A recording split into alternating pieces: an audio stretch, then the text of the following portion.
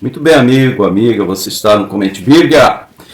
Vamos para mais um vídeo, ainda aqui na segunda carta de Paulo aos Coríntios, hoje no capítulo 11, logo no primeiro versículo. Você tem Bíblia em ordem cronológica, você vai procurar a página 1196. Fica comigo aí.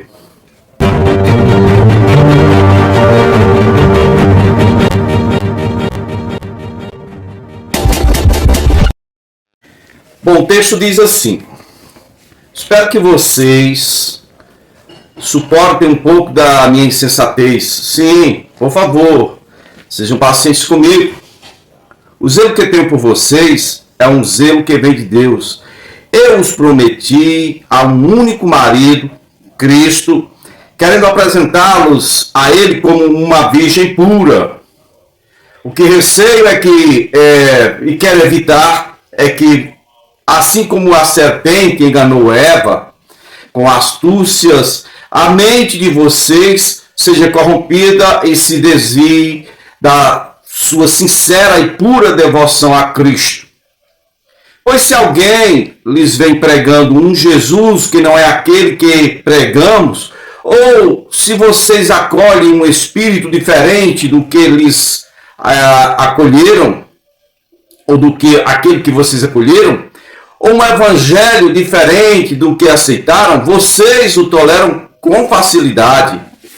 Bom, a primeira questão aqui é que Paulo disse estar formando a igreja, discipulando a igreja, preparando a igreja para que ela seja uma noiva pura e ela seja entregue a um único. Então não tem lugar para dois Jesus, dois evangelhos, dois espíritos, não. É um único evangelho, um único espírito, um único Senhor chamado Jesus Cristo. Por que ele está fazendo isso? Ele está dizendo que dentro da igreja, aqui já tinha gente aceitando ideias trazidas por outros superapóstolos para lá, pessoas aceitando esse tipo de coisa, né?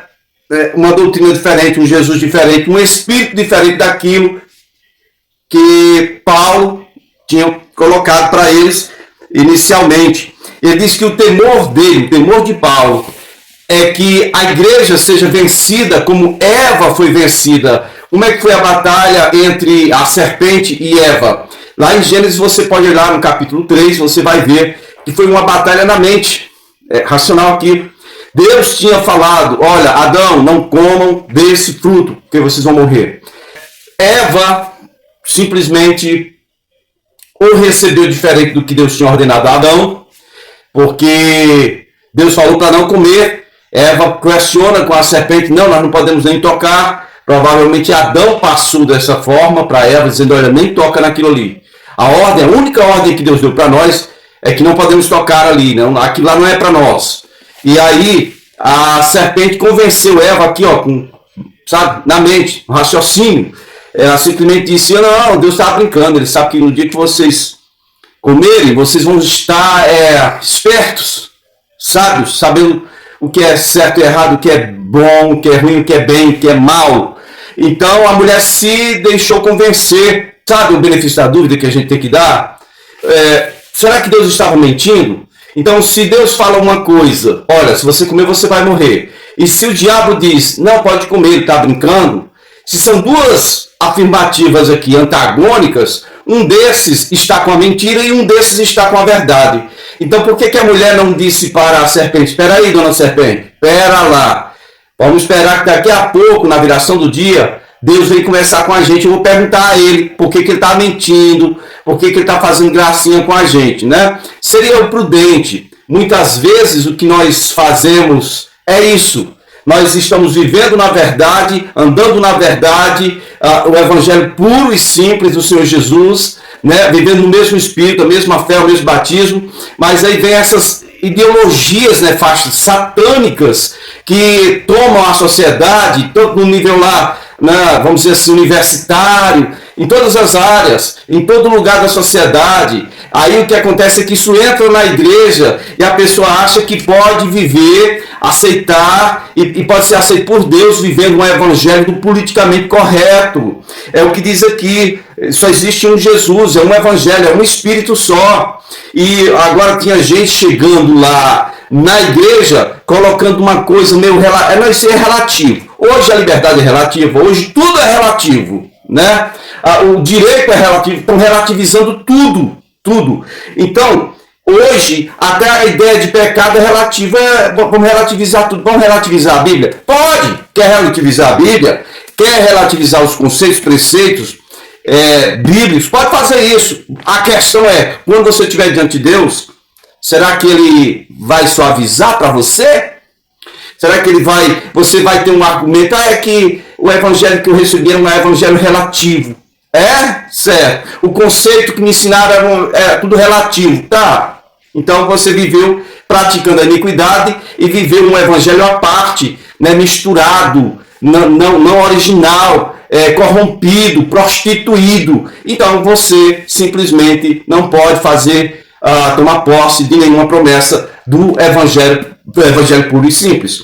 Bom, o que acontece que Paulo está reclamando é que pessoas estavam vindo e a liderança da igreja estava aceitando com facilidade. Olha, com facilidade, como assim? A mesma facilidade que a Eva aceitou o argumento de Satanás. Né? Eles aqui não são como os de Bereia. Os de Bereia, peraí, você está pregando, está na Torá, porque a Bíblia deles é o Velho Testamento. Eles examinaram as Escrituras para ver se o que Paulo estava pregando era realmente o que estava escrito. Então, como Eva não tinha Bíblia, nem tinha, o único preceito, a única ordenança que tinha era simples, não coma daquele fruto. Ela tinha que examinar essa ordenança, tinha que voltar àquele que fez a ordem e questionar com ele. Não, ela simplesmente se deixou convencer por um outro argumento mentiroso, falho, e se entregou a isso. Quantas vezes nós entramos em dúvida a respeito de convicções que deveríamos cumprir, convicções que deveríamos viver, mas aí vem esse negócio do evangelho da autoajuda, alisando o meu ego, quando a proposta do evangelho puro e simples de Jesus é: aceita a tua cruz e segue-me. Olha, meu irmão, a cruz nunca foi um negócio para você escolher. Não, a cruz era imposta. Você é bandido? Então, seguinte, você vai morrer morte de cruz. Vinha alguém e colocava a cruz sobre você, carrega esse toco aí, essa linha aí, você vai ser pregado nessa linha e você vai morrer nela. Seria isso. Mas Jesus está falando que da mesma forma que ele aceitou isso, porque isso era o propósito do Pai para ele, eu e você temos que aceitar o propósito do Pai, mesmo que esse propósito passe por uma cruz. É essa a questão. Jesus disse: se alguém está vindo após mim, está andando atrás de mim, não pode tomar sua cruz, não pode aceitar o propósito do Pai para si, não pode ser meu discípulo. Assuma a sua cruz. Né? Aqui o que acontece é que alguns da igreja de Corinto, especialmente a liderança, estavam aceitando com facilidade. Por que está aceitando com facilidade? Porque geralmente esse evangelho diferente, esse espírito diferente, esse Jesus diferente do que está na Bíblia, é um Jesus que não exige nada. Para você ver, dentro das igrejas hoje, todo mundo tem Jesus como grande Salvador e único Salvador. Eu quero saber se Jesus é único e suficiente. Senhor! Porque uma coisa é você aceitá-lo como Salvador. Todo mundo quer um Salvador. Mas quem é que aceita um Senhor para definir, determinar, exigir a forma que você tem que viver a sua vida? Quem é que quer um Senhor para quem nós devemos prestar contas? Sim, porque está escrito: todos nós compareceremos diante do tribunal de Cristo para prestar contas pelo que fizemos. Todos nós.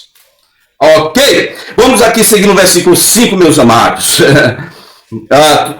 Paulo diz: todavia não me julgo nem um pouco inferior a estes superapóstolos. Os superapóstolos que aparecem por aí com esse novo evangelho, novo espírito, esse novo Jesus que não conheço.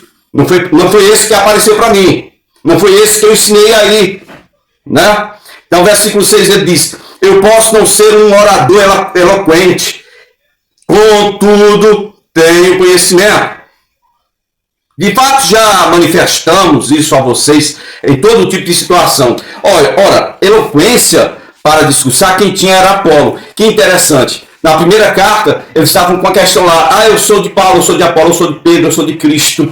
Mas os que diziam eu sou de Apolo era porque Paulo era Apolo era eloquente no falar. Todavia, quando a primeira carta foi enviada para eles, a igreja estava bagunçada, né? Tinha gente dormindo com a mulher do pai, tinha gente se embriagando na ceia do Senhor, estava uma promiscuidade, uma safadeza, e ninguém tomava uma atitude a respeito de nada. E agora eles continuam assim, ó. Tem um outro evangelho aí muito liberal e ninguém faz nada. Ninguém faz nada. E o interessante é que o Apolo, que eles estavam elogiando, dizendo eu sou de Apolo, estava onde? Estava lá em Éfeso, na escola de Tirano, aprendendo, sendo discipulado por quem? Por Paulo. Inclusive, no final da primeira carta, Paulo diz, eu pedi a Apolo que fosse aí.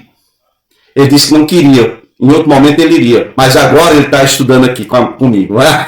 Que interessante. A carnalidade é cruel. As pessoas hoje, elas querem ver se a liderança que está ali na igreja, ela satisfaz o coração do ouvinte. Pelo amor de Deus. Quem dá os ministros para a igreja é Jesus. Efésios 4:11. Ele mesmo deu uns para apóstolos, para pastores, evangelistas, mestres, profetas, com o fim da edificação de sua igreja. Então, se o cara não tem uma palavra que, sei lá, não está fazendo bem para mim, procura outro lugar. Procura a sua turma. Não vai criar confusão onde você está, não. Não vai se rebelar onde você está, não, porque você pode morrer facilmente. Você está ali debaixo de uma liderança espiritual que foi dada por Jesus, foi ordenada, consagrada em nome do Senhor e tem autoridade sobre a sua vida. Não se rebele. Não está bom não. O cara não é eloquente. Ele foi enviado por Deus para fazer o bem a você. Se o que ele está falando da parte de Deus não está entrando em seu coração, você pode ir para 1000 lugares. Vai continuar não fazendo. Porque quem fala é Deus. E quando ele fala através de um, ele fala através de 1000 se for preciso. Ele fala através de uma jumenta se for preciso. Até que você entenda. Até que você o escute. Porque Deus ainda ama você. Mesmo com toda a rebelião. Mesmo com toda, insubmissão. Mesmo com todo esse aparato que tem na nossa carne. Que quer nos fazer juízes. Tem gente que até se acha o edificador da igreja. Peraí, eu, fulano, ciclano, estamos aqui. Vamos levantar essa igreja. Daqui a pouco, não gostei desse pastor não. Ou tirar ele ou a gente sai. Meu irmão, isso é um evangelho muito infernal. Isso não é evangelho, pelo amor de Deus. Arrependam-se. Arrependam-se em nome de Jesus. Esse superapóstolo que Paulo está falando. Ele diz, eu posso não ser um superapóstolo, um super orador, mas eu tenho conhecimento, coisa que eles não têm, né? De fato, já manifestei isso, já manifestamos isso entre vocês aí, né? Em todo tipo de situações vividas aí. Versículo 7 diz, será que cometi algum pecado ao humilhar-me, a fim de elevá-los, pregando-lhes gratuitamente o Evangelho de Deus? Porque, olha, eu despojei outras igrejas, recebendo destas igrejas sustento, a fim de servir vocês. Quando eu estive entre vocês e passei por algumas necessidades, eu não fui pesado a ninguém aí. Pois os irmãos, quando vieram da Macedônia, e entenda-se, Corinto é na Acaia, Macedônia é a região onde está Filipos, onde está Tessalônica, etc. Os irmãos, quando vieram da Macedônia, supriram aquilo de que eu tinha necessidade. Fiz tudo para não ser pesado a vocês e continuarei assim, agindo assim. Então, tão certo como a verdade de Cristo está em mim, ninguém na região da Acaia poderá privar-me deste orgulho. Por quê? Porque eu não amo vocês? Deus sabe que eu os amo. E continuarei fazendo o que faço a fim de não dar oportunidade àqueles que desejam encontrar ocasião de serem considerados iguais a nós nas coisas de que se orgulham. Pois tais homens, versículo 12, esses superapóstolos são na verdade falsos apóstolos, obreiros enganosos, fingindo-se de apóstolos, ou seja, eles não têm chamado de Jesus para isso. Isto não é de admirar, pois o próprio Satanás se disfarça de anjo de luz. Portanto, não é surpresa se os seus servos, esses superapóstolos, são servos de Satanás. Os seus servos, não é surpresa se os seus servos fingirem que são servos da justiça. O fim deles será o que as suas ações merecem. Vamos fazer um ponto aqui, no versículo 15. Nós daremos seguimento no próximo vídeo. Se ainda não é inscrito, por favor, se inscreva no meu canal. Ajude a divulgar essa obra aí, em nome de Jesus. Muito obrigado.